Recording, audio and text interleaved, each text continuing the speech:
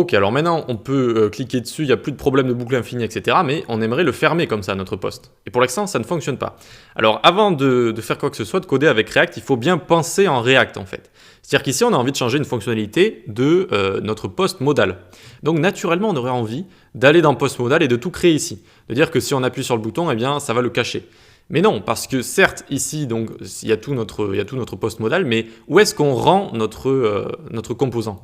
Et on le rend ici, on le rend dans blog et plus précisément ici. Voyez ?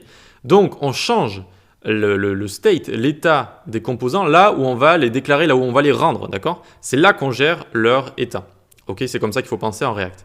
Donc c'est ici qu'on va commencer à se créer ici donc un state toggle qu'on fait démarrer à false. On fait démarrer à false ici.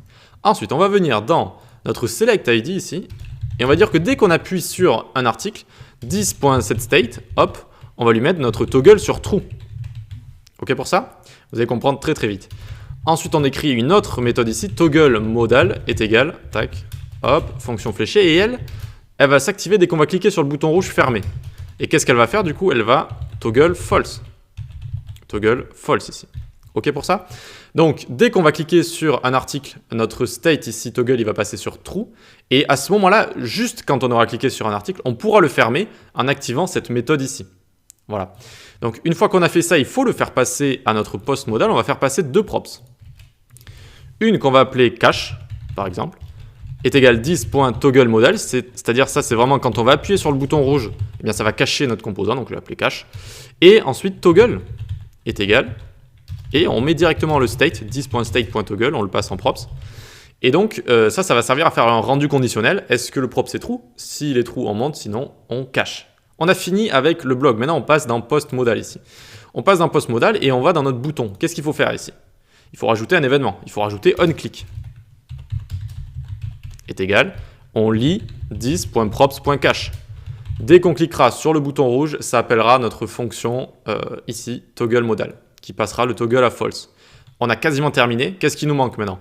Il nous manque à finir ce rendu conditionnel. Pour l'instant, on rend seulement si le blog post il a chargé. Maintenant, on aimerait aussi le rendre seulement si notre state qu'on fait passer dans les props ici, il est true. Donc, on vient juste ici et on fait EE 10.props.toggle. Il faut que les deux soient justes. À la fois que le post est chargé, à la fois que notre toggle soit sur true. Donc, voyons voir, je clique. Là, vu que j'ai cliqué, ça a activé notre select ID ici, d'accord, qui est géré. Non, ici, ça a juste changé le state. Excusez-moi, ça a juste changé le state, ça l'a mis sur true.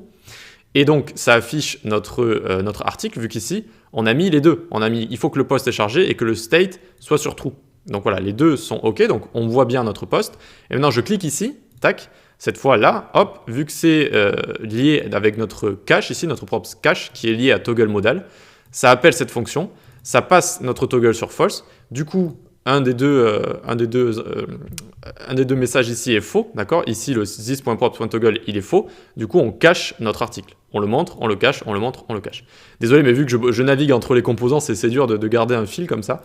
Mais voilà, c'est exactement ce qu'on fait du coup. Donc, le plus important à retenir ici, c'est quand vous voulez changer un composant, surtout, regardez là où il est rendu. Et là, vous vous occupez de son état et de son toggle ou de toutes les choses que vous voulez faire avec. Ok ?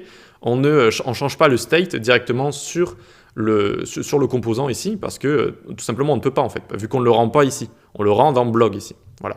Par contre, on discute avec et on dit que si on clique sur le bouton fermé ici, ça va appeler une fonction ici, toggle modal, qui est là où on rend notre post modal. Voilà. Allez, on va continuer. Il nous reste encore quelques petites requêtes à faire. À tout de suite.